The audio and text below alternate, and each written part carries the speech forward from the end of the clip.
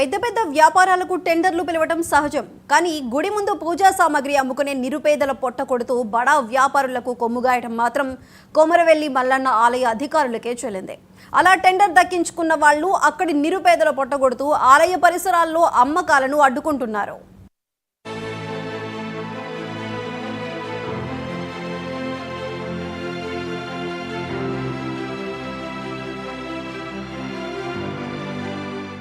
కొమరవెల్లి మహిళలు అక్కడి మల్లికార్జున స్వామి గుడి ఎదుట పూజా సామాగ్రి, పసుపు, కుంకుమ అమ్ముకుంటూ జీవనం సాగిస్తున్నారు.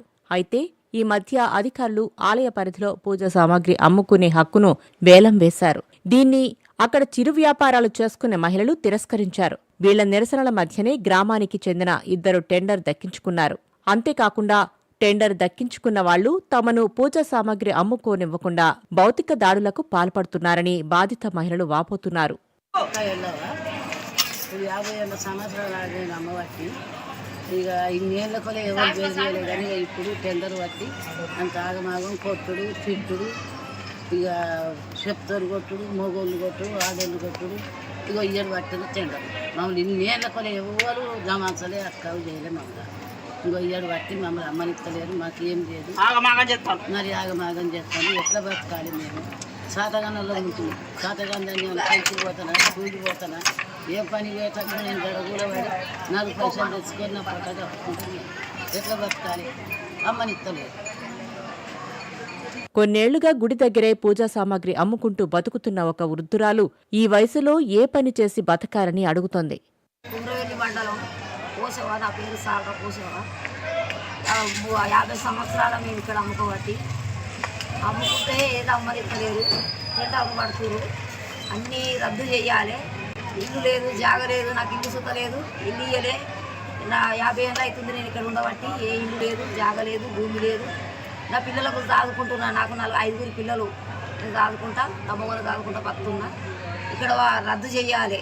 ఎక్కడ ఏమి అమ్మకుండా చేస్తున్నారు సార్. మమ్మల్ని ఏమి అమ్మకుండా చేస్తున్నారు. మమ్మల్ని మొత్తం రద్దు చేయాలి. ఏమి లేదు మాకు. నేను మొత్తం బీదదాన్ని నేను. ఏం లేదు సార్ నాకు. పొలాలు, ఇళ్లు లేవని కుటుంబ పోషణకు ఇదొక్కటే ఆధారమని చెబుతున్న ఈ మహిళలు టెండర్ విధానాన్ని రద్దు చేయాలని విజ్ఞప్తి చేస్తున్నారు.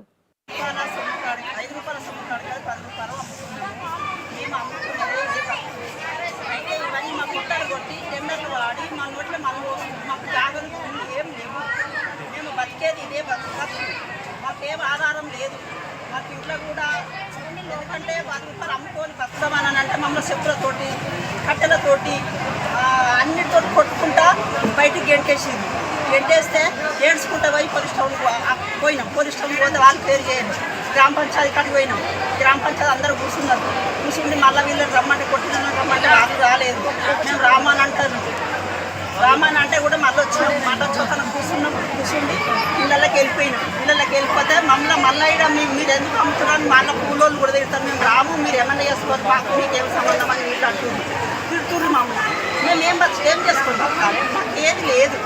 రూపాయి సొమ్ముకాడు కానీ 20 రూపాయల సొమ్ముకాడు. 20 రూపాయలు మేము కొట్లాడుతున్నాం. 1000 కాదు, 100 కాదు, 10 రూపాయలు, 20 రూపాయలు. మాకు వచ్చేది పదించుకుంటా కూర్చుంటే 300, 200 దొరుకుతుంది. అంతా మీకైతే దొరుకుతుంది. దీనికి కొట్టలు కొట్టి మమ్మల్ని మన ఎత్తుల మీద కొట్టి మన టెండర్లు వాడి మన నోట్లల్లో మళ్ళీ వస్తుంది.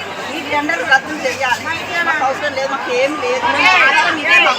మా బతుకులే ఇవి అన్ని 30 సంవత్సరాలు 50 సంవత్సరాలు పిల్ల